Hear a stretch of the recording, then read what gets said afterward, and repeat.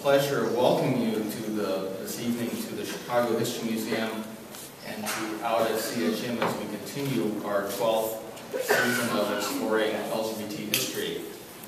And before we go any further, how about a hand for Travis and that? Yeah.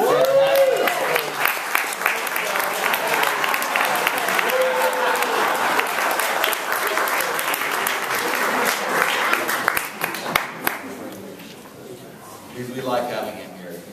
It's a lot of fun. We're grateful to our sponsors this season, Exelon Corporation, and especially to Robert Cole and Clark Pellet, whose ongoing support has sustained these programs over the last 3 years.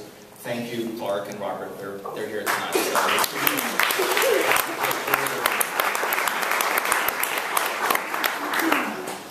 We have one more program remaining in this year's season on May 7th, so mark that in your calendars, please. We will present David Issei.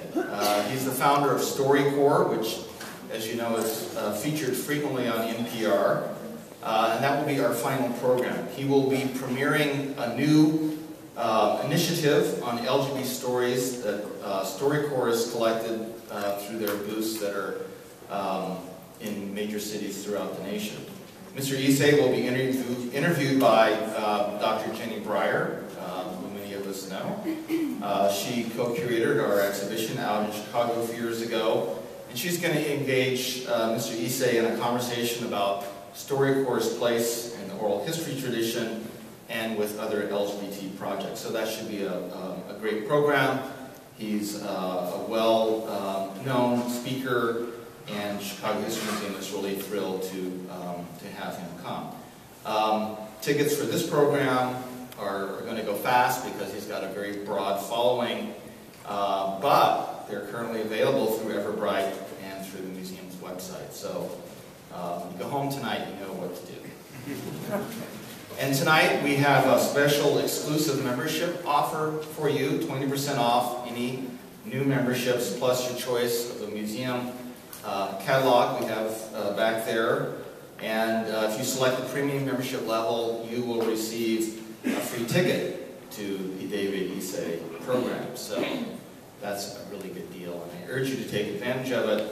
Please see Tara Kozlowski, who is back here. She's our membership manager, and she's manning the table at the back of the room, and she'll be happy to help you with that.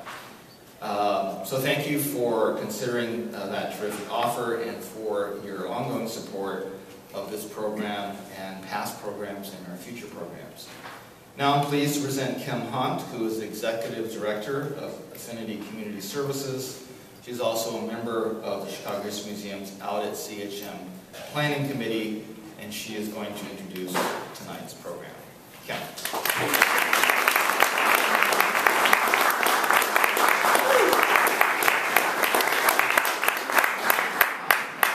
Thank you, Russell, and thank you everyone for coming out to what is going to be another wonderful Out at CHM program that I know you're going to enjoy.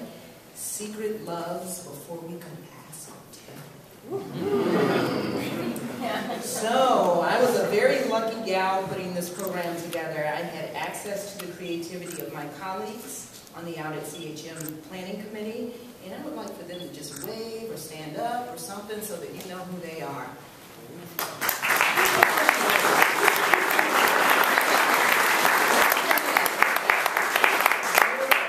I am so fortunate to be working with these brilliant people. And before we segue, I know Travis is changing clothes again, but that was amazing. So let's go.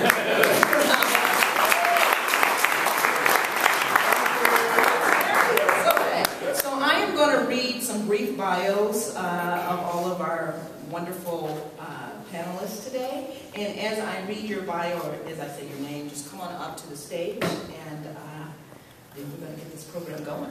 So, first up, we have Megan Carney, who is the Director of the Gender and Sexuality Center at the University of Illinois Chicago, where she provides vision and resources for programs that investigate the real, diverse LGBTQ identities. Megan combines her role as an artist, educator and administrator, using oral history collection, performance, participatory workshops, and a variety of public programs to create positive social change. Her most recent theater and civic dialogue project, Women at War, which I saw and it was wonderful, is a collaboration with Rivendell Theatre Ensemble. Women at War is a play based on interviews with women who have recently served in the military and returned to the States. The play examines motivations to enlist, experiences of deployment and reentry, and after a run here in Chicago, Women at War is beginning a tour this spring, so come on up, Megan.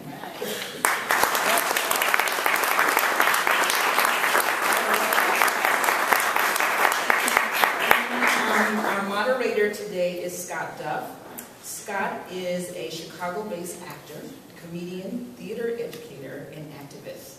As a founding member of the award-winning About Face Theater, he helped to create over a dozen original works, including the groundbreaking About Face Youth Theater.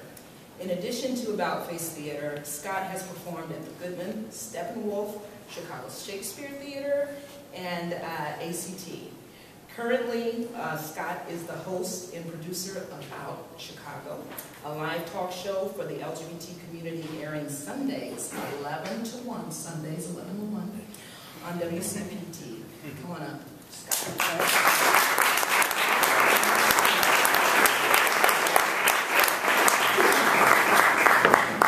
So when I asked Jim Darby what he wanted me to say about him, he said, "Say I'm tall, dark, and handsome."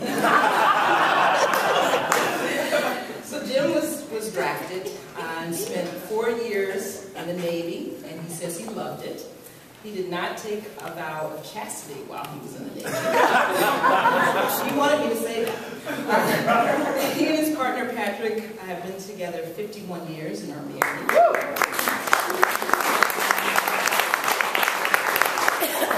Many years ago, Jim was arrested in front of the White House when he was in a demonstration about gays in the military. And last year, he was invited to the White House. Right. And he actually introduced the President and the First Lady at a special reception. Come on up, Jim.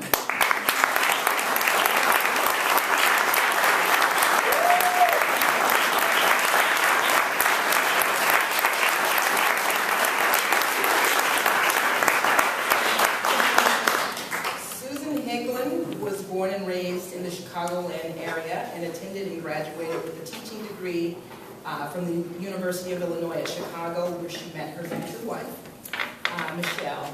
After teaching for a few years, Susan enlisted in the U.S. Army to pursue her true goal, which was to work for the FBI.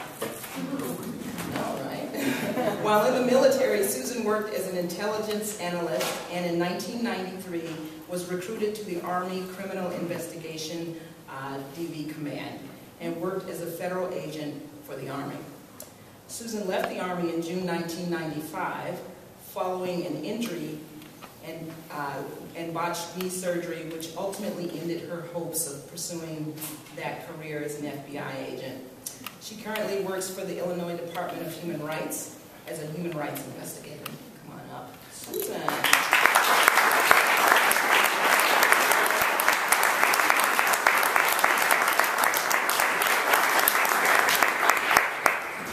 And then Marquell served in the Marines for over 6 years before being discharged in 2006 under Don't Ask, Don't Tell. During his time in the service, he received more than 20 awards and accommodations, including merit promotions and a selection to the Enlisted to Officer Commissioning Program.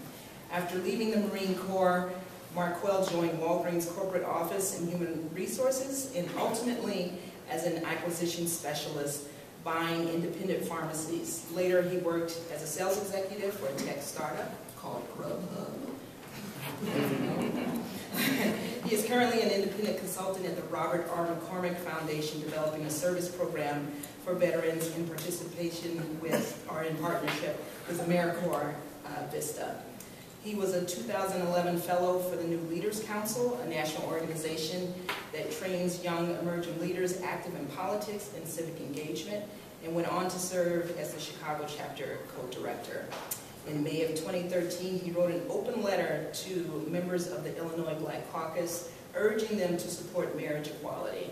And in July of that same year, founded the Inclusive Community Project, a statewide political action committee dedicated to mobilizing people of color around marriage equality. Come on up, Marquell.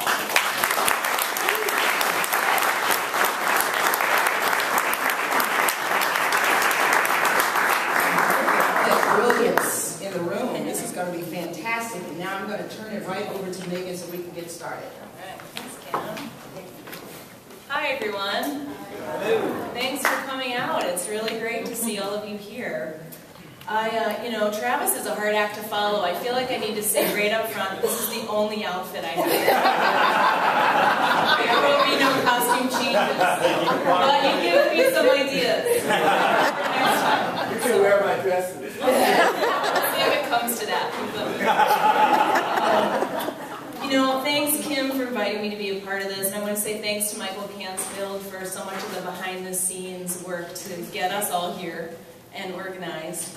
And, I wanted to start off saying a little bit about women at war, and I've really been asked to kind of set the stage for the conversation we're going to have tonight, which, is kind of one of my favorite things to do as a theater artist, to set the stage for good things to happen. So I want to tell you, you've heard a little bit about women at war already.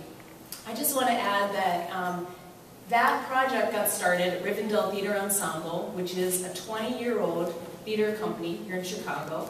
It's an equity theater company focused on advancing women through theater, advancing women's lives through the arts and theater specifically. And Tara Mallon, our artistic director, and Iris Madeline, a Marine and a writer, are the two masterminds behind Women at War. And they got together and they decided to create a theater project based in true stories of women who were deployed in recent conflicts and then returned back to the States, to raise visibility around what those experiences were. Because we noticed, as you may have noticed, a lot of increased media coverage around women in the military, but really around very specific strategic areas, and not really examining the holistic experiences and the diversity of experiences that women are having serving in the military today. So this project really was a play and a conversation about enlistment, deployment, and re-entry, about raising visibility, and really rooted in the idea that theater is a very powerful mechanism for creating change. So the theater and conversation piece together is a really critical part of that. And I need to give a shout out because some of our original cast members and company members are here in the house tonight, so I just want to thanks for your support, and so excited that these people are also going on tour with the show. So I can join us for that.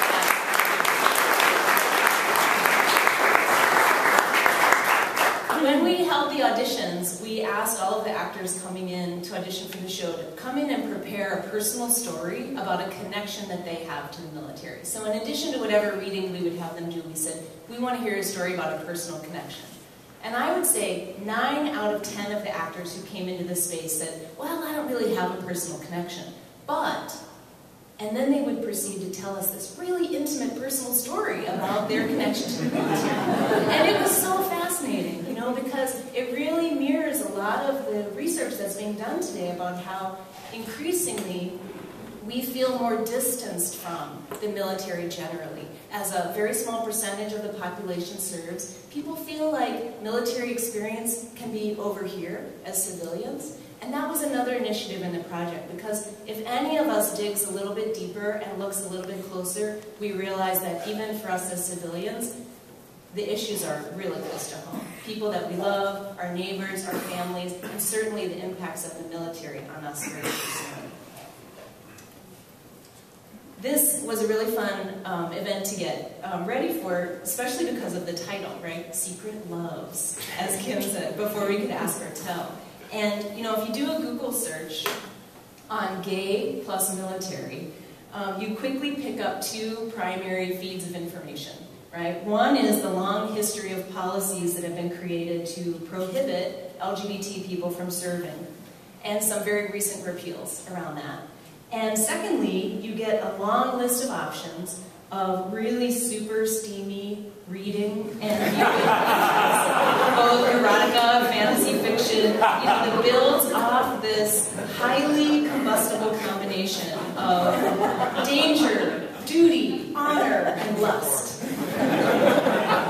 And, we know that happens when you Google search for gay plus anything. But it's really juicy when you put military in there. Maybe you already know this. Maybe I'm telling you about it. But I suspect that this evening's program is going to fill in some of the spaces in between those two extremes. I'm counting on you all for some of this. But first we'll talk about some policy and set that stage. The U.S. military has had policies in place to prohibit LGBT people from serving since its inception. And since its inception, LGBT people have served in the military. We have plenty of early historical evidence of women who have joined armies to fight wars throughout the centuries, passing as men, some suspected of being lesbians, their sex discovered only after death.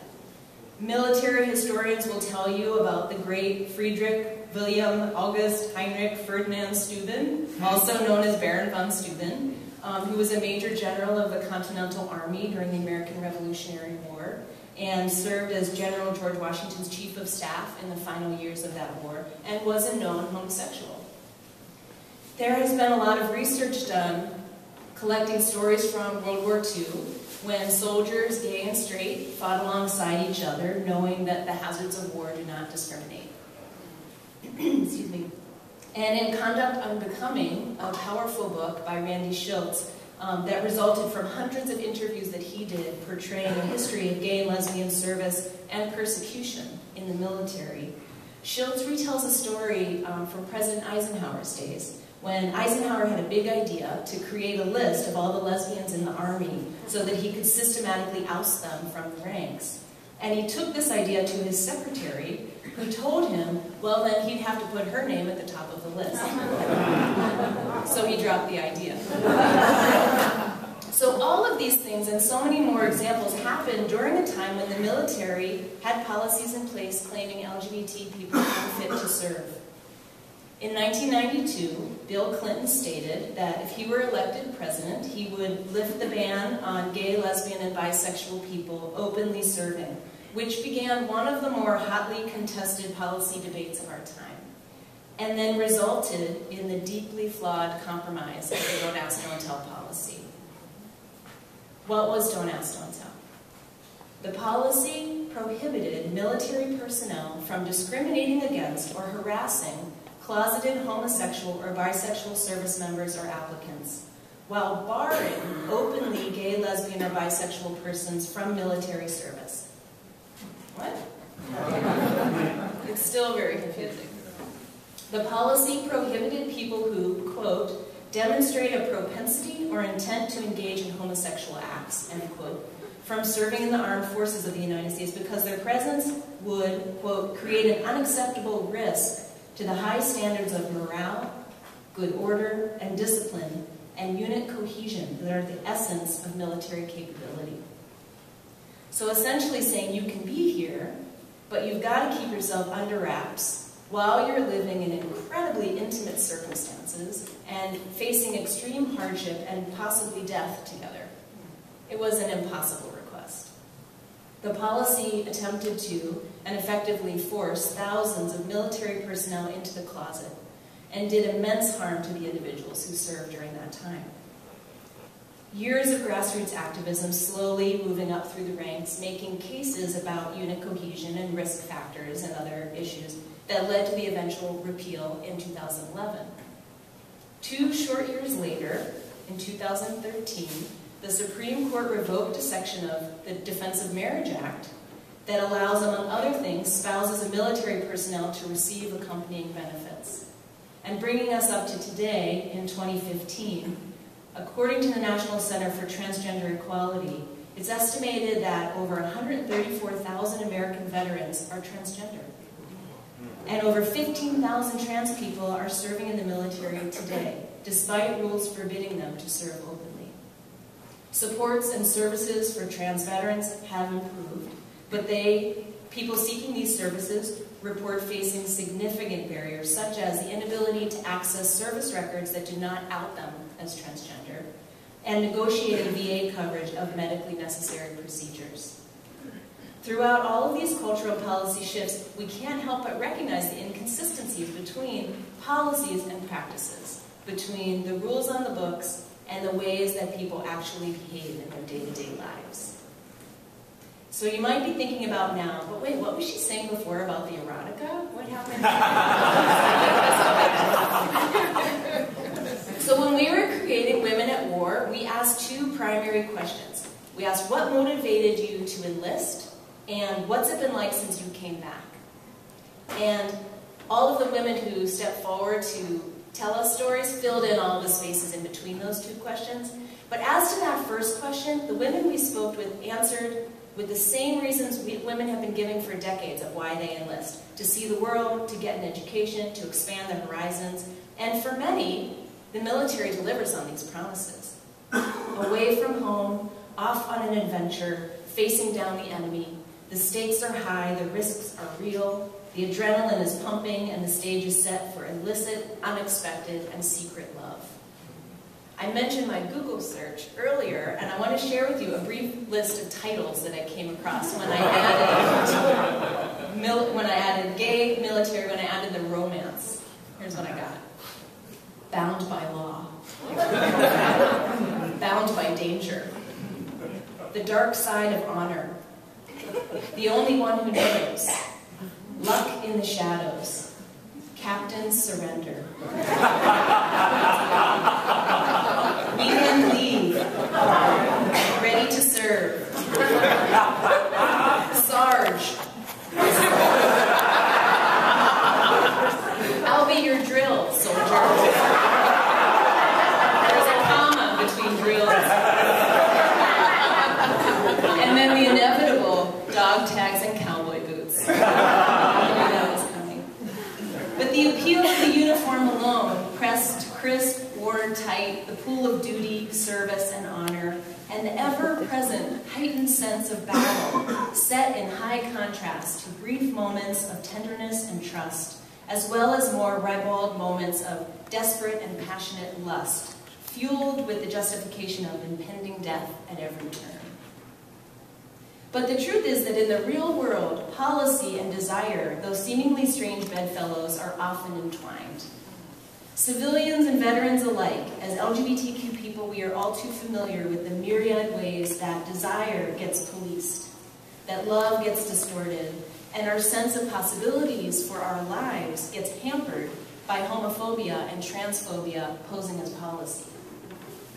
Policies regulating jobs, housing, health, relationship status, etc., etc.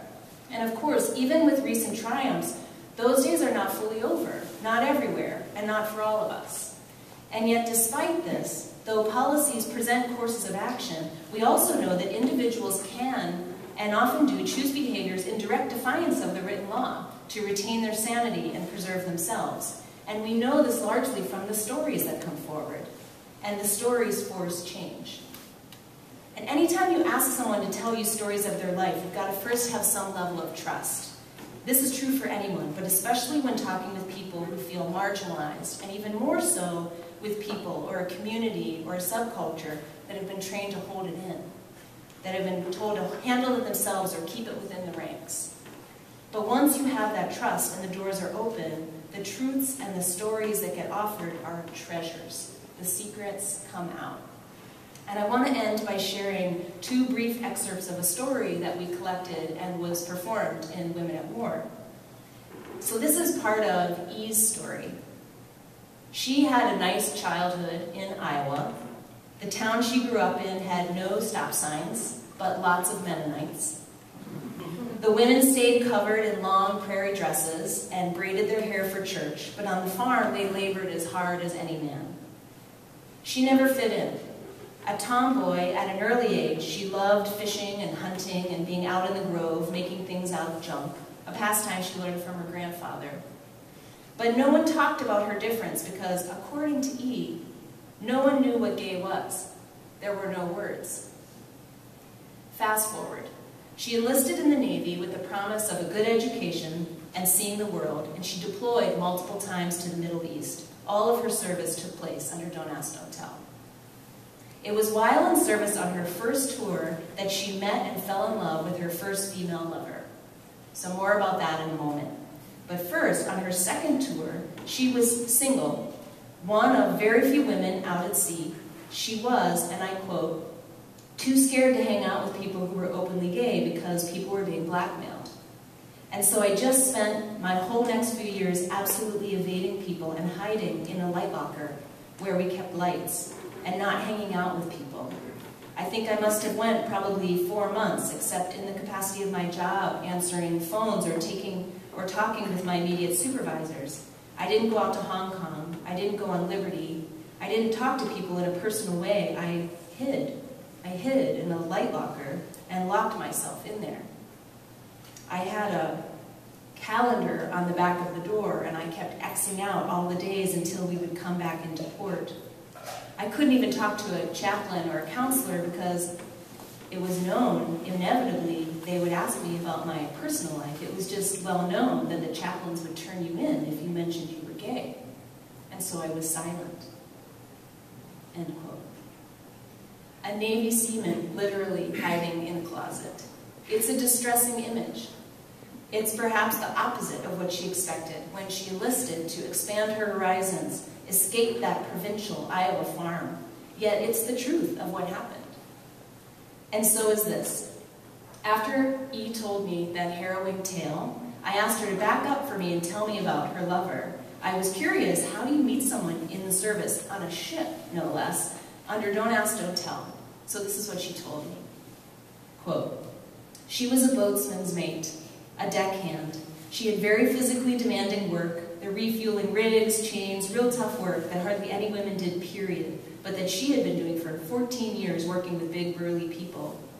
She had experienced a lot of hardship in her life, but she figured out a lot of tactics for being successful. And she found me. She befriended me. We would hang out, and I didn't catch on that she was gay. I didn't really catch on that she was gay, or did I? It's hard for me to remember everything from that time, but I do remember the first night I was with her. And that was really nerve-wracking for me, but exciting, but nerve-wracking. And, well, there's a story there, but I don't know. There's really a story. Oh, God, there's really a sexual story there.